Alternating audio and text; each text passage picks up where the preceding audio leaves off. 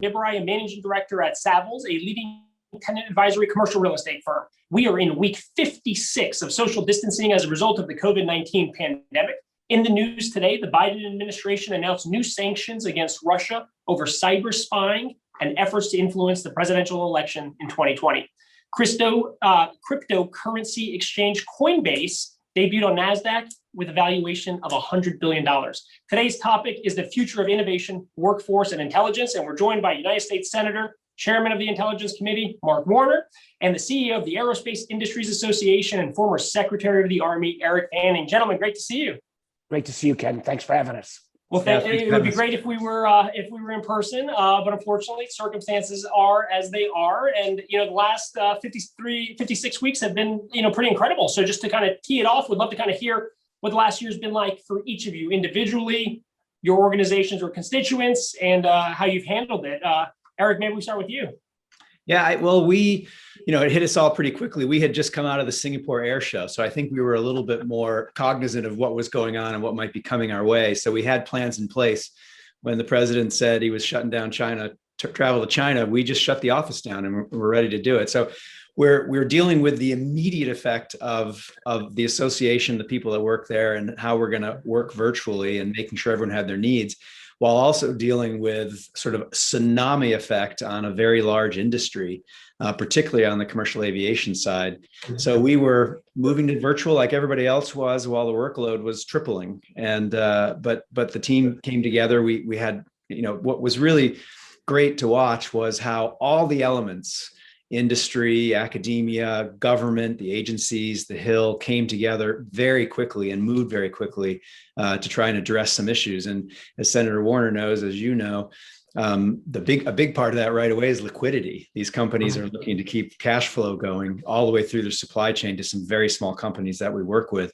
The Department of Defense on the defense side was quick to react, and then Congress was quick to react, both for defense and non-defense companies as well. And so that helped weather that initial phase of what we saw 56 weeks ago, whatever it was you said.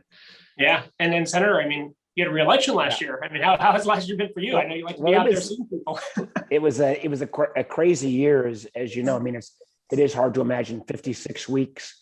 And I have to tell you, I was trying to listen to the scientists, but I clearly expected us to be back by July 4th. I didn't expect the way Trump had said by Easter, but by and things kept going and going.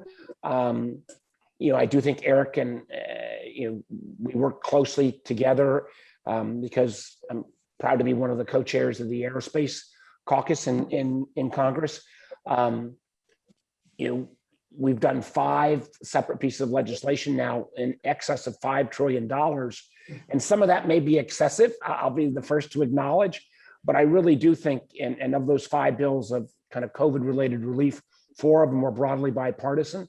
I think history will look back and say the $5 trillion that we put into the marketplace, particularly in aerospace, but in a whole host of small businesses. Finally, we've been helping restaurants, kept people alive. So I think the policy response was generally pretty good. On a personal level, as running for re-election, and Ken, you were actually kind enough to one of the first in-person events I held at your house. And the whole idea of being out in a socially distanced way. My staff, I started coming back into the office in August, and my senior staff is back. Many of my junior staff are still not back. I'm anxious to get people fully vaccinated so they can get back in. I actually think it's going to be, I'll be curious what both you guys think, and maybe the listening audience. I think even particularly with some of our younger people, they've kind of gotten used to this remote working. And, I think there's value in remote working, but there is a whole lot you miss, particularly when you're in the business of dealing with people the way I am, when you're in the business of, collaboration on a whole set of policy ideas. I think the transition back to, as we get vaccinated, back to full-time in-person is going to be a challenge for a lot of people. But I think we're going to have to get through that. And I, for one, am looking forward to it. We have seen, obviously, in Congress, it really varies Some offices are still back, not very much at all. Some are back full steam already. But the whole notion of legislating does require in-person contact. Sure. And then look, professionally, we spend a lot of time helping companies think through their real estate and office space. And I think one of the big takeaways, and I'd love Eric's thoughts on this, COVID has been an accelerant, right? And it's really shown you can trust your workforce because you've had no choice. You've had to kind of, see that they can handle working remotely, and productivity seems to have kind of maintained, or we found a way to kind of have people actually work. But as we emerge from this, Eric, how do you see the future of work and innovation and human connectivity? And I think, thinking about it through your current lens at AIA, but also reflecting back as the former Secretary of the Army, right? I mean, when you think about the different service lines of the military, the Army is about people, right? It's about soldiers out there physically, right? So you, I think, have this unique perspective about human capital and talent and all this. Well, I think we've barely scratched the surface on lessons we can learn from this COVID experience. And it's going to be different for everybody. And Senator Warner said legislating is about in-person contact. Certainly the military, you can't do that stuff virtually. Maybe at some point in the future, it'll be more virtual. But our organization, we can operate virtually. And we were I thought I was being bold with some things, moving towards flexibility before COVID hit. I realized how timid I was actually being. COVID pushed us a whole generation forward. And there's going to be a lot of benefits there. The benefit of having some virtual time is flexibility and allowing individuals to balance their commitments to you as an organization and their other commitments. They're outside the organization. The idea that you have to take a day off because you have a repairman coming is, to me, rather old school. Even really thinking about the fact that because you work for me, I get to dictate what you do for 40 hours. So we're going to try and hold as much of that flexibility going forward as we can, but you have to manage it because otherwise it's just chaos. And as Senator Warner said, there is, human connectivity is important. There's science on this. The brain lights up differently when you're on the phone with someone, when you're on a Zoom with someone versus when you're in person with someone. And so we'll figure that out. But one of the great things of this is we were forced to go from input metrics, which is time in seats, time in office, what have you, to output metrics, which is performance. And I'm excited because my team just really rose to the challenge and to the level. I think they wanted to prove, especially the younger people, that they could do this. So we'd maintain some of it going forward. But so I've got big companies that had some workers who could work remotely and some who couldn't. So you have a have-not situation that they've got to sort of work through. But there's real data now on what was more efficient virtual, what was less efficient, and what was the same. And so we can hobble through this. We will be watching everybody else's experiences and learning from their mistakes. We'll be sort of slow to go back in. But as Senator Warner said, it was, you think about this 56 weeks ago, it was, all right, everyone go home for 2 weeks, get your 2 weeks of canned soup so you don't have to leave the house, and find some toilet paper and we'll reconvene. And it just kept getting pushed down the road. And I don't even know when we will return, but we're not giving up any of our office space. I'll tell you that, because I do want to bring everyone back. I want to bring everyone back together at certain times, the whole team. Well, let me build off what Eric just said. I mean, I agree with the idea that we were moving towards a digital economy anyway. Mm-hmm. And I think we basically took 10 years of movement in 56 weeks, number one. Number two, while there are a lot of benefits that have come from this flexibility, I think we've also, shown the huge disparity in our society. I mean, if you don't have high-speed broadband, you don't have this internet connectivity, you can't Zoom in, you can't do telehealth, you can't do telework. I think it's crazy in 2021 in this country. We're still having literally millions of people drive to hotspots in high school parking lots to do their work or do their studies. I think the idea of ubiquitous broadband deployment is something there's a lot of agreement on. I also think, this is, Ken, you and I have talked about this, and Eric, you and I have talked about this from AIA standpoint. I've been thinking about this issue of the future of work for the last 4 or 5 years. I would argue that, through the post-World War II, we had this social contract in this country where if you went to work for a company, you had the expectation that you could go work for that company for 30 years, the way my dad did for the same company. Maybe he didn't make a lot of money, but with that social contract came healthcare and retirement and these other social benefits. That contract started to break down in the 90s as many jobs were outsourced, literally abroad or figuratively if you were, the janitorial staff or the cafeteria staff, you didn't work for the company.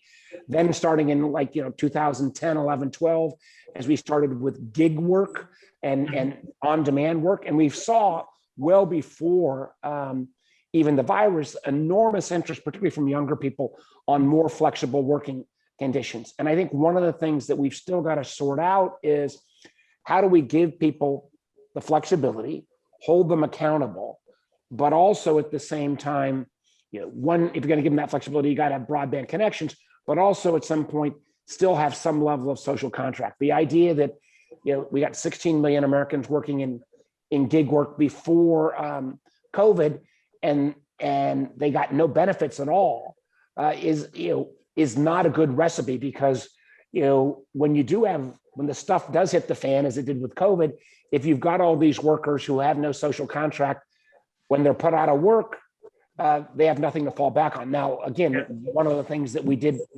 I think generously, maybe too generously, was we dramatically expanded unemployment to cover all the gig workers, part-time workers, independent contractors.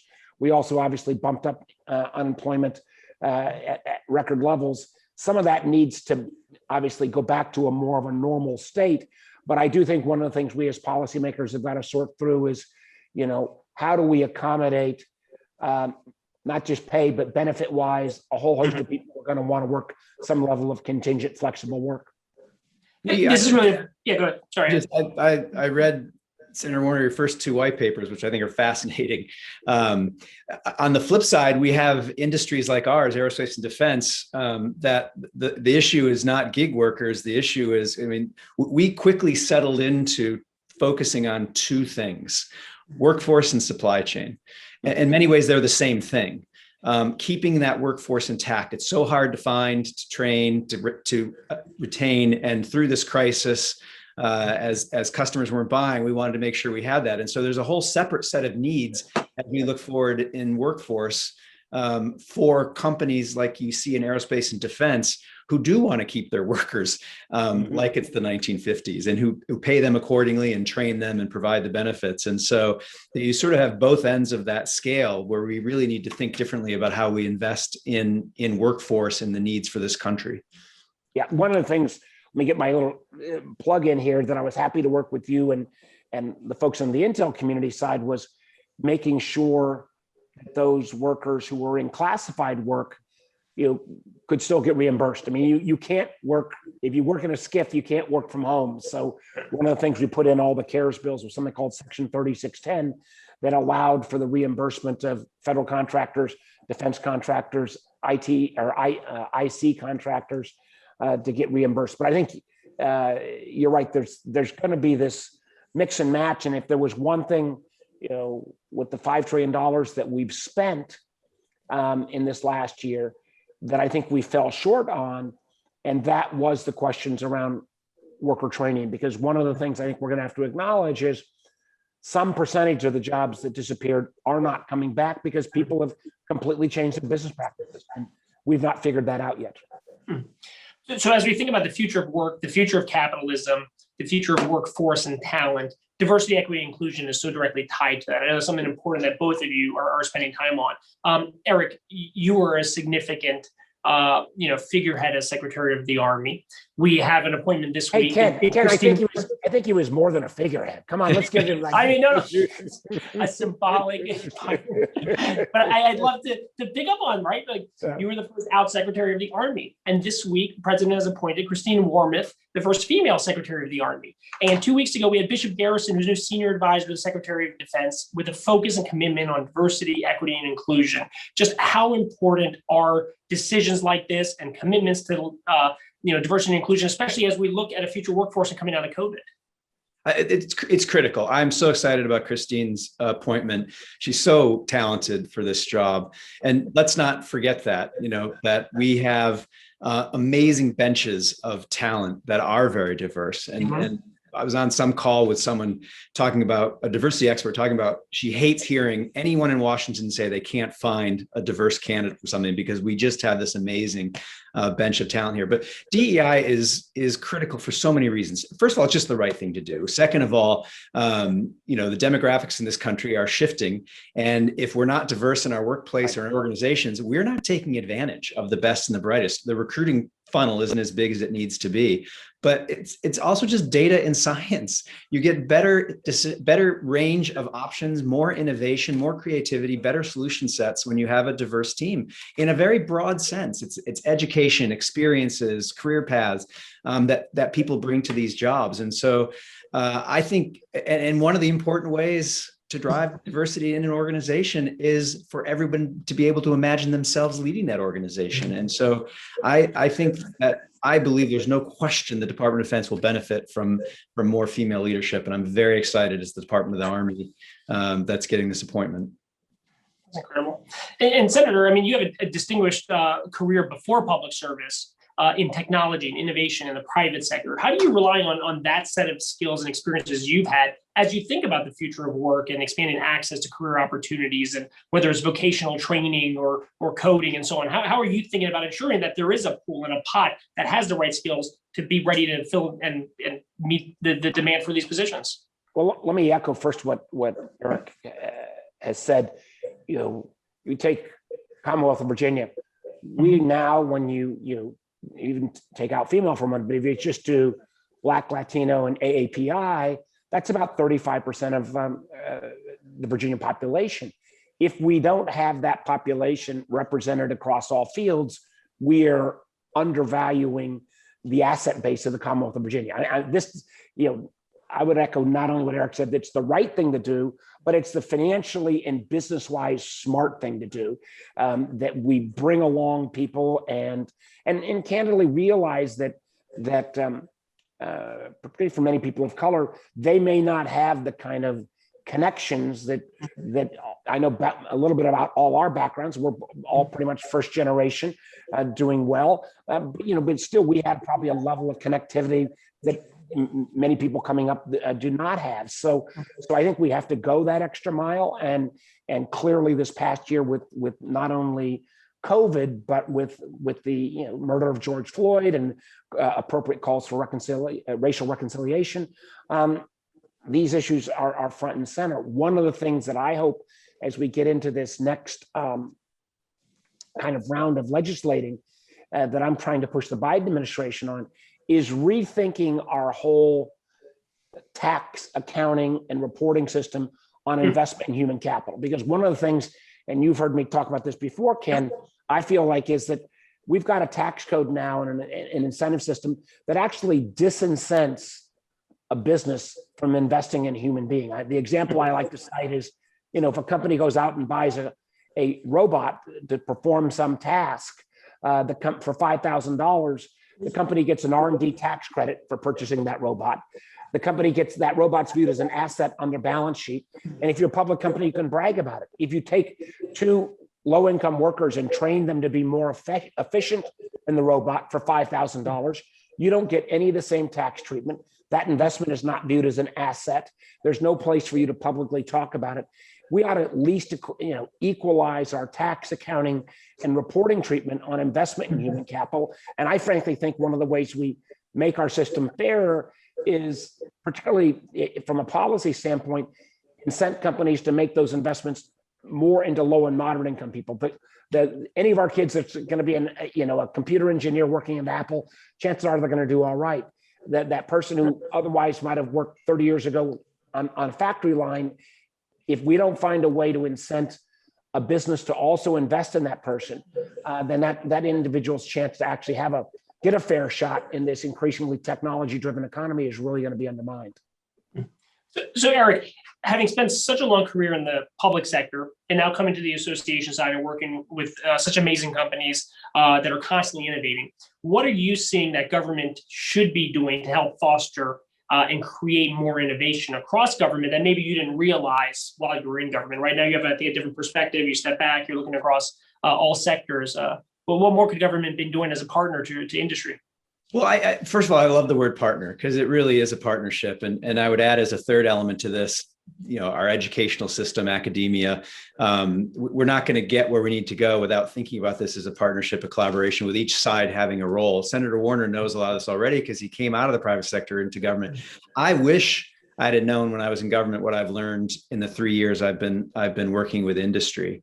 And I'd say that the biggest thing, since I've got a senator, United States senator on this with me right now, and he knows this already, one of the most important things is predictability and regular order. Government industry responds to demand, and we saw it last year when there was this, more ventilators, more PPE, and so forth. And like there is a way to send a clear demand signal to industry, and if you send it, industry will move in that direction and will invest in that direction, but it needs to be predictable and stable so that they can plan around it. I mean, I didn't, one of my members who's a large shipbuilder tells me the story about something he calls the slash chart, which is a one page of a PowerPoint deck that says how many of each kind of ship the Navy's going to build each year. And year over year, they'll just change a 4 to a 3 or a 3 to a 2 or a 2 to a 4. And he's like, it's a shipyard. I can't pivot back and forth every 12 months on that. But on the flip side, he said, I can build industrial capacity,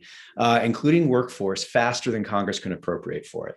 So I think sending clear signals to industry that they can react to, recognizing the different incentives is important, and treating them as partners. It really bothers me when people talk about them, almost government and industry, as adversaries, because they're important partners and they each play a role, and frankly can't do it alone. I mean, this infrastructure bill is an example of that. That industry depends on government investment, and government depends on the revenue it gets from successful industry. Yeah. That is, I was just going to add, I think Eric, has definitely got a valid point there. One of the things that Congress, regardless of which party's been in power, at least in recent times, predictable, we've not been. And, I think the vast majority of us in both parties want to get back to that predictability. One of the proudest things I felt was in this last year was, we went through the election cycle. We had some of the folks on the Democratic side who knew we needed another relief package. We had President Trump who knew we needed a relief package, but they wouldn't, they were talking past each other. And there were a group of us, 8 of us, 4 Republicans, 4 Democrats, who said, this is crazy. People are hurting, October, November, December. Doesn't seem that long ago, but it was, that was when we were still reeling from the virus. And we came together and put together a $908 billion plan that got passed, signed into law. But it was that kind of like picking up the pieces and saying, let's move past the partisanship. Unfortunately, we've not been able to maintain that, but there are a group of us, I will say, for those watching, who quietly are still kind of working away at trying to see if we can get some of this common ground back together. Infrastructure is a classic case. We've known for literally decades. If you look back, we are investing at basically a 50% rate of what we were investing at in the 1990s in infrastructure as a percent of our GDP. That is a bad business plan for the United States of America, no matter where you fall on the political spectrum. And we sure as hell want to be able to find a way to, put a solid, large, once in a generation infrastructure plan together, over the next couple of months. We have a chat function for those listening that want to submit questions. We have one from Sohail Razman, who's asking about education. So this last year has been pretty trying for families, right? What are your thoughts and concerns about the fact that young people have been out of school physically for a year, and what impact that's going to have to innovation, growth, and their own future potential? Well, let me start. I'll start with just the fact that as I've traveled around Virginia and kind of getting back out in a much bigger area, I'm thanking frontline workers. I'm thanking folks who work in local government. The one people that I want to thank the most are anybody who's a school superintendent or a member of board of education, because chances are you have made everybody mad. No matter which way you've decided, you've made folks upset. One of this, I think the things that we've seen with COVID, one, again, is the disparity in terms of technology. And part of this goes to broadband, part of this goes to affordability on broadband, part of it goes to your basic ability to have a piece of hardware so that you can learn remotely. And I think it's very appropriate, because I think kids do need that social construct of being back in class. I think it is really good that in Virginia, around the region, and I think around the country, most all of our school systems are going to get back open by, at least into this month. I know in most states. I think of this short term and long term. In short of someone getting the virus and the team around that person having to be quarantined, the biggest factor that kept workforce from showing up during COVID was childcare, whether it's daycare or education. And it has a direct impact on industry, certainly on the industry that I work with. And so we got to get that problem solved. And, there's a conversation about what is infrastructure, what's not infrastructure in terms of the bill that's being packaged. But I think it's important we look at workforce as infrastructure. And this is an important element of that. I mean, this sounds cliche and trite, but my heroes from this last year are people that had caregiving responsibilities, children, parents, whatever it is, trying to make that work. That's one of the main reasons we leaned as far forward into flexibility as we could, because you'd wake up one day and didn't have in place what you thought you had or what you had yesterday. In the long term, this disruption, and broadband is clearly a big delineator of this, but this disruption of a year, 2 years, it isn't just a loss in time. I mean, kids can go backwards if they're not staying focused on this. And STEM is something we need kids to get into STEM as early as possible, because if you want to be an aerospace engineer, you've got to do a series of things and get certain skills and certain knowledge and understanding to get to the next level, just to get into a college program. And we see it's just a series of off ramps. You don't usually go from history into STEM when you're a senior in high school, but you might be like me, who was STEM going into college and went into history. And so I worry about this bubble that we're creating in the workforce for the future. So there's a short-term problem and a long-term problem. Yeah. So we've talked a little bit about infrastructure, but let's take it head on, right? The president's laid out a $2 trillion proposal to address infrastructure, broadening what's included in there. I think very appropriately talking a lot more about broadband, something, Senator, you've talked a lot about forever.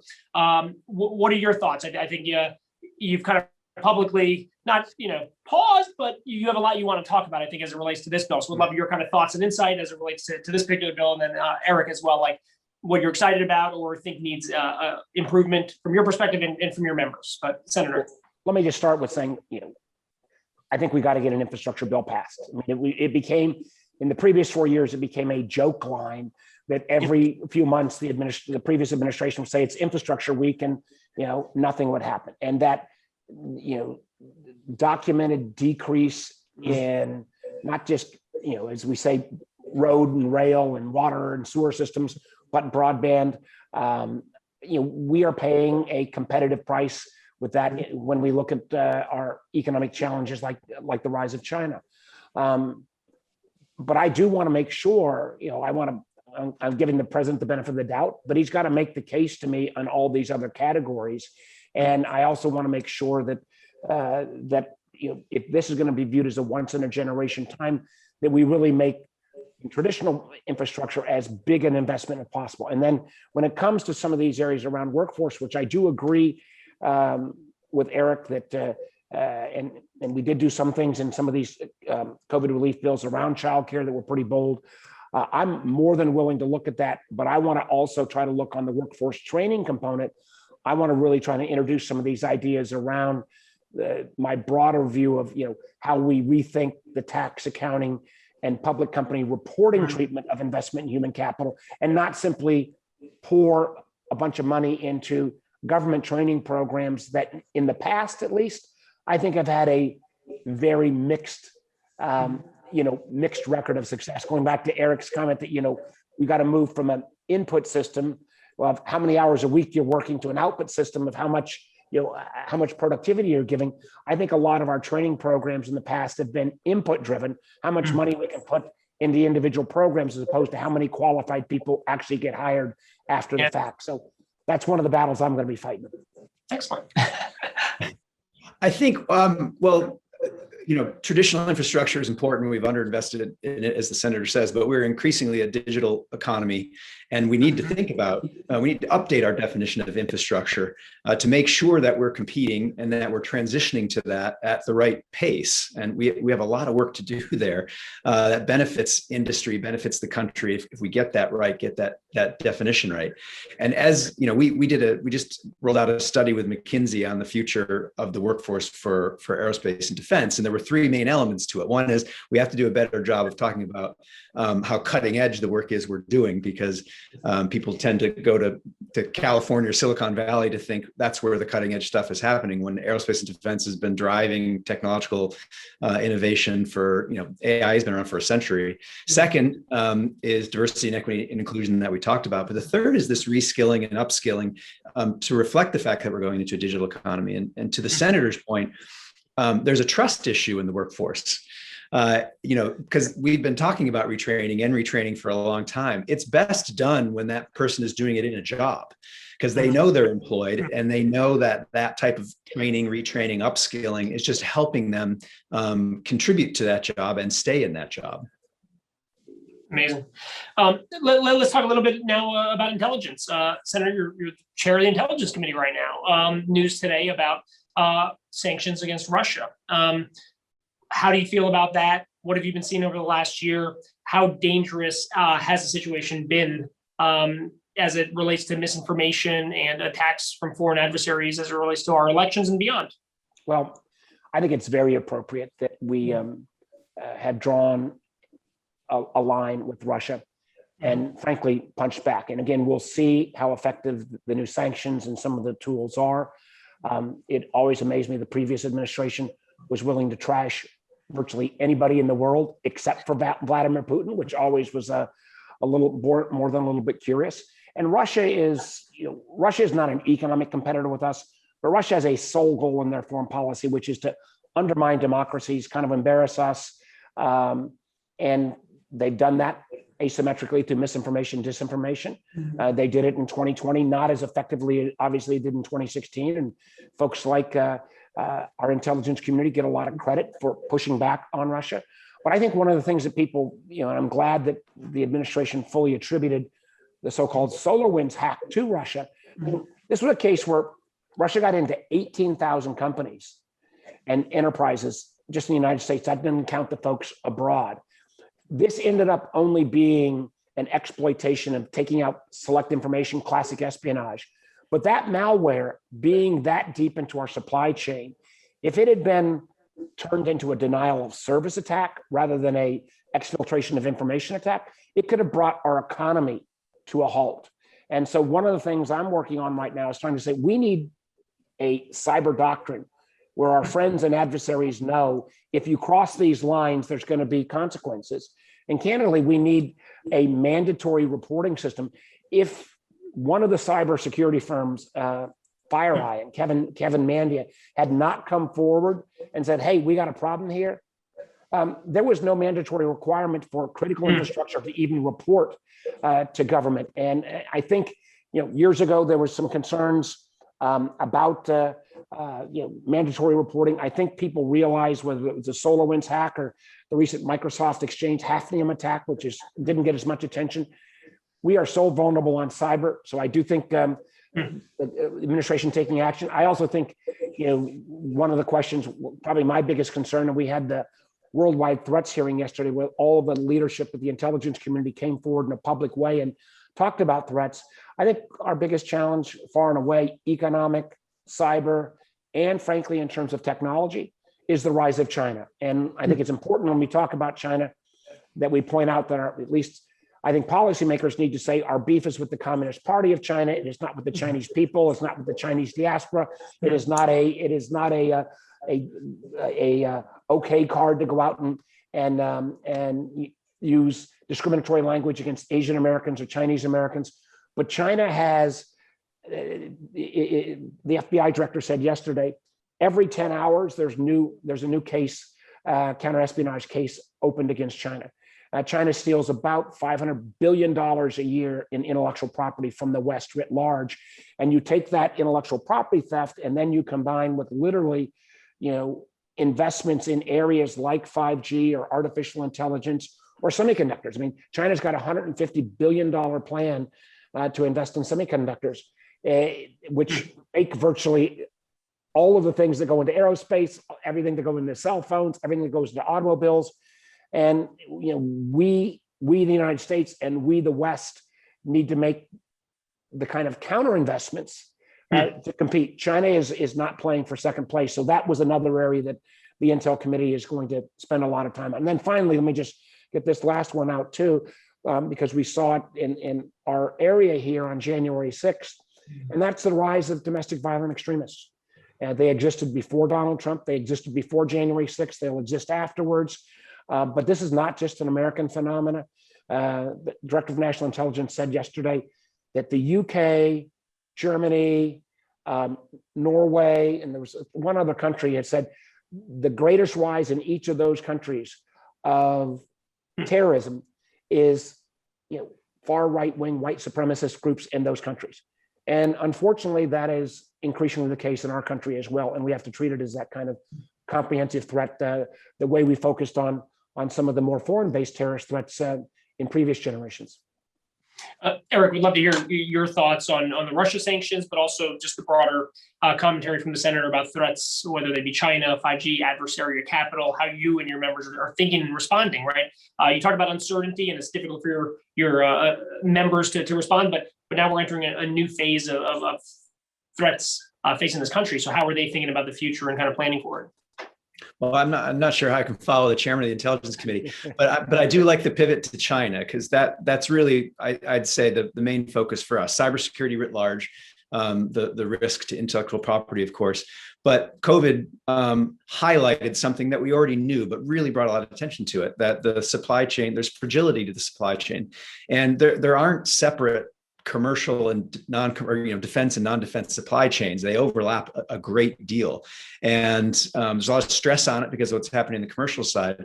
But we're seeing, we're thinking more now about where those points of failure are, where the most fragility is. And that's highlighting where China's in it. Either their parts, microelectronics, or increasing their investment, the adversary capital, which is a sort of a new term of art.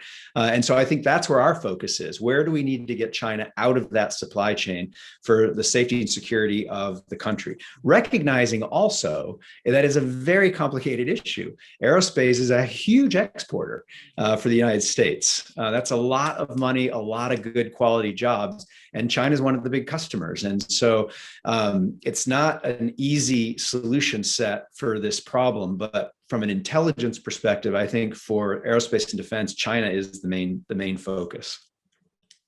Yeah, and I think as Eric said, we may not. I want to make sure the viewing audience realizes I don't support a complete decoupling. China's going to be part of the global economy. It will soon pass the United States in terms of overall size of the economy.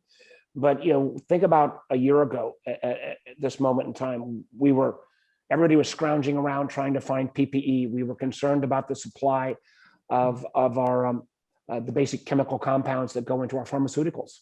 Both of those sources, we were entirely dependent upon China on PPE, and we are 80 to 90% of all of the chemical compounds that go into our basic drugs are sourced from China and India. Not because we couldn't source them elsewhere, but because they're a few pennies cheaper. We're 56 weeks later, and we still have that kind of dependency. And then, as Eric said, on when you think about semiconductors, 15 years ago we produced about a third of the semiconductors in the world. We're now down to about 10%. China has done almost the inverse of that. They've gone from about under 10% to close to 30%. Now, again, you get into memory versus legacy chips, and there's some areas we've still got an advantage, but China's putting up $150 billion. One of the things that I believe are going to have to do, and a piece of legislation that I believe will be up on the floor within the next month, and I think will have broad bipartisan support, is that the United States of America, maybe called industrial policy, needs to be putting up $50 billion of capital to invest in the semiconductor industry, because having that source on supply chain is critical to aerospace, but it's also critical to automotive. It's critical to all of the technology fields, telecom, et cetera. We've got to have a secure supply chain. And last point on this, I can get going too much on these things, is It needs to be not only domestic, we can't do it alone. When we're dealing with the kind of numbers that and heft that China can throw, because they allow enormous competition in their domestic market until a Chinese champion emerges in each of these fields. I say Huawei in the case of 5G, but we could take field after field, and then they get unlimited financing behind them. We need to do this in concert with our allies. And, we've got proposed as well kind of a technology alliance amongst democracies. The rest of the world, when America kind of retreated, saw what happens when America retreats from world leadership over the last 4 years. I think they would welcome America back, but we've got to be willing, to partner with other democracies around the world, particularly around technology development, because this is really where the economic and quite honestly power future of the globe will be shaped. Taking a step back, is our national security apparatus appropriately set up to respond to threats we face today and in the future? Let Eric. Well, I'm going to defer to the Secretary of the Army on that one. The CIA is focused externally. Threats are more homegrown now. I mean, in all seriousness, I mean, is the system set up properly to best track and defend and respond? Well, I do. Well, since you're taking that direction, it's very interesting. I mean, we saw what was the biggest threat for our country last year was a virus, and so I do think we need to be thinking about our threats more broadly. From a traditional military perspective, we have an enormously capable, powerful military. But even in that side, there's more we need to do to make sure that department, that the military can react faster. The innovation cycle is increasing because the adversary is getting smarter, has been watching us for a long time, and has figured non-kinetic ways to influence the country, go after democracy economically or what have you. So I do think, we are having, and we need to have, a broader conversation about what the threats are and how we get at that. And part of it is, if you just look at China, it's the tyranny of numbers, as the senator pointed out, their economy, their population, which is why we need to partner with our allies to bring our numbers up. And, perhaps the biggest delta in the numbers in that game there is what China is doing in terms of investing in STEM, all the way from young to the number of PhDs that they're producing, in this country included, much larger multiple than the United States is doing right now. And so it is, are we structured the right way, and are we investing in the right things for our future to meet that future that we need in order to stay competitive and actually to keep the advantage, both economically and from a national security perspective. And I would simply add that, Ken, I don't think we are, we've been saying even since the Obama era that we're going to make a pivot to Asia. But if you look at following the money, we really haven't made that move fully on the defense side or on the IC side. We have been way too concentrated in the Middle East. We've been way too concentrated. I think the challenge of ISIS, Al Qaeda, other Islamic terrorist groups is real, but they do not pose the same level of threat that the reemergence of a Russia that overplays its hand, and a China which is on a path to competitive leadership in a lot of technology areas. We've got to make that shift, and I think we need to make it as well in conjunction with our allies. And to echo one of the things that Eric just said about the scientists, STEM, and intellectual capital, I see this as a former telecom guy in the area called 5G, the next generation wireless. For a long time, we thought in America, even if we didn't invent it here, we got to set the rules, the standards, the protocols, the procedures, kind of the rules of the road. And you think about satellites, internet, telecom, and go down area after area. China now is trying to set the standards and rules and protocols for each of the new innovation sets. In 5G, in many ways, they have set the rules. Increasingly, because of their both massive data and their ability to collect that data, they could be setting the rules in AI. They are trying to outdo us in quantum computing, in a lot of biotech, and when you set rules, it's not just technology rules, it also reflects your values, whether it's human rights or transparency. And this is, again, an area where I think we need to get back in the game in these, standard setting, technology based, scientific councils, but we also need to bring other democracies to the forefront with us.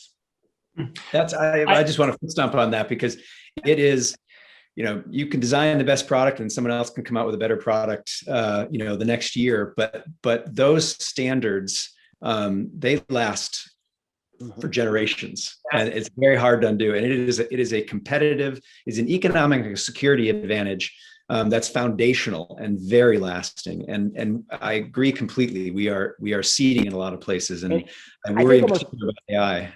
I think in many ways, Eric, it was almost like this, almost post-Sputnik, we always presumed we were going to set the rules for each of these new technologies. And we kind of fell asleep at the switch a little bit. Wow. On that note, I am so grateful to both of you for coming on Coffee with Ken today and for sharing these thoughts. And it's just such a lively conversation. And thank you to both of you.